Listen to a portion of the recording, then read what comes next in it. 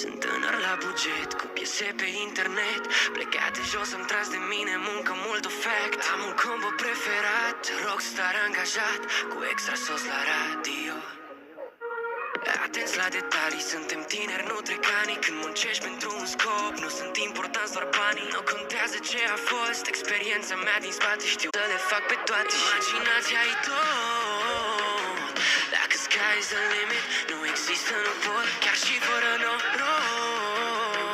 Cu muncă și cu răbdare, I will be twisting the plot, yeah. Fără experiență nu e niciun stres. Plin de experiențe, sunt un